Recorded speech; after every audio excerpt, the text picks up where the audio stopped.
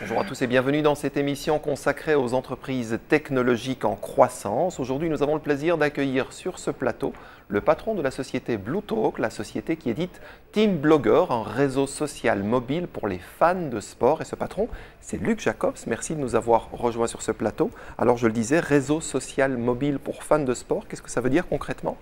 Eh bien, en fait, TeamBlogger est une plateforme qui est un agrégateur social, donc qui permet de retrouver à un seul endroit tout ce qui se passe autour d'un club ou une fédération sportive, aussi bien au niveau des réseaux sociaux que des scores en temps réel, etc. D'accord. Et qui paye ces plateformes en quelque sorte ? Le modèle est principalement publicitaire. D'accord. Vous vous étendez sur l'ensemble de l'Europe, au-delà de l'Europe ?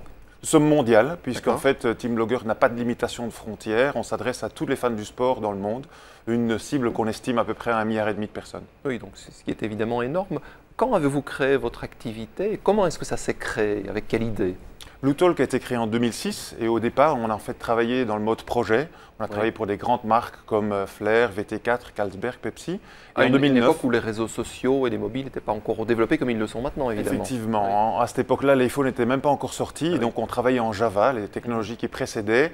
Et on a décidé en 2009, en fait, de concrétiser toute la technologie acquise dans TeamBlogger et de lancer un produit à la place de travailler en mode projet. Avec déjà des clients prestigieux à l'époque ? À l'époque, on avait les premiers contacts qui s'établissaient, mais en fait, on a assez rapidement signé un premier client qui est le Sporting Lisboa et Benfica, le club de sport bien connu portugais. Et maintenant, depuis 2010, on a à peu près 120 000 personnes sur la plateforme qui sont actives au jour le jour. D'accord, ça veut dire que concrètement, ces personnes qui sont actives sur la plateforme font quoi, par exemple ? Eh bien, elles commentent des matchs, elles échangent des photos entre elles consomment évidemment aussi du contenu qui est produit par le Benfica et puis surtout elles sont de plus en plus unies. C'est un peu en fait notre motto. D'accord. Alors on vous sent effectivement plein de projets, d'ambitions. Quelles sont vos perspectives de croissance dans les années à venir ? Nous avons plusieurs contrats qui sont en cours de négociation et entre autres on a signé par exemple avec la Badminton World Federation, donc la Fédération mondiale de badminton et la Fédération mondiale de tennis de table. Au total, c'est à peu près 970 millions de fans de ces deux sports et on espère s'y adresser assez rapidement.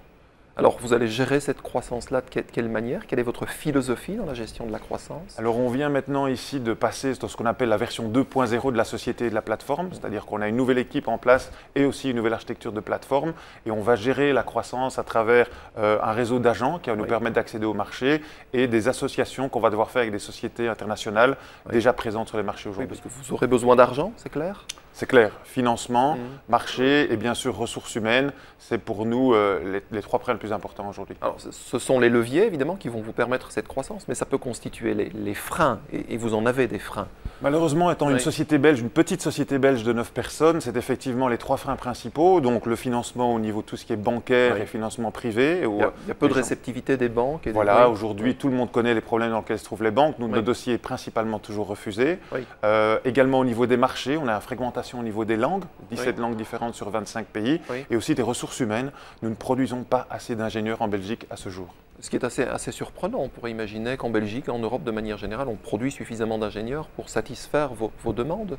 On en produit beaucoup pour les sociétés qui sont déjà en place, les grosses sociétés sur le marché, mais pour des petites startups comme nous, on a besoin de gens qui sont non seulement motivés, qui ont les capacités, mais qui ont aussi une volonté de grandir avec la société. Et ça, c'est pas facile à trouver. Des profils peut-être difficiles à trouver. Quelle place accordez-vous à la R&D quantitativement et qualitativement ? À la R&D, pour nous, c'est les fondamentaux de la société, puisqu'on est en fait une société qui stockons de l'intelligence sur des serveurs, on produit du logiciel, et pour nous, c'est super important d'avoir toujours un up-to-date au niveau de nos fournitures. Donc, un mois de retard au niveau de notre R&D, on le sent déjà au niveau du marché. D'accord. Et là, on revient à cette question de ressources humaines, évidemment, et de coût de la ressource humaine, ça c'est clair. C'est un des problèmes en Belgique. Effectivement, le coût de la main-d'œuvre en Belgique, ce n'est pas nouveau et très très cher. Et donc, quand on trouve des gens qualifiés qu'on doit payer au prix du marché, malheureusement, ils nous coûtent très cher, consomment nos ressources qu'on n'a pas en suffisance.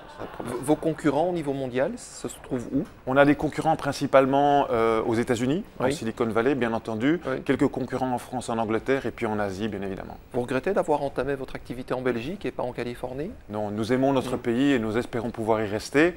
Mais très clairement, on va devoir s'établir assez rapidement à San Francisco ou dans la Silicon Valley et en Asie, Hong Kong ou Singapour. Alors vous êtes lauréat de Deloitte Technology Fast 50. Hein, ça vous a apporté quoi finalement ça?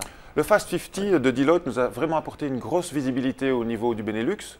Et très clairement, on a eu accès à des fonds d'investissement auxquels on n'aurait pas eu accès si on n'avait pas fait partie de ce programme. Alors, nous parlions récemment dans Z-Fiscalité, lors d'une émission consacrée au tax shelter, pour le secteur évidemment de l'audiovisuel, cinéma et télévision. Vous aimeriez, vous, un tax shelter pour votre activité, c'est ça? Absolument. Avec quelques amis fondateurs de start-up, on voudrait absolument copier exactement le même système qui existe aujourd'hui pour les œuvres cinématographiques et culturelles au niveau des start-up pour permettre de créer véritablement des emplois à l'avenir parce qu'on pense que les start-up sont les seules sociétés qui pourront le faire de manière durable. D'accord. Merci Luc Jacobs pour toutes ces précisions. Longue vie à Blue Talk et merci à vous de nous avoir suivis. À très bientôt sur Canal Z.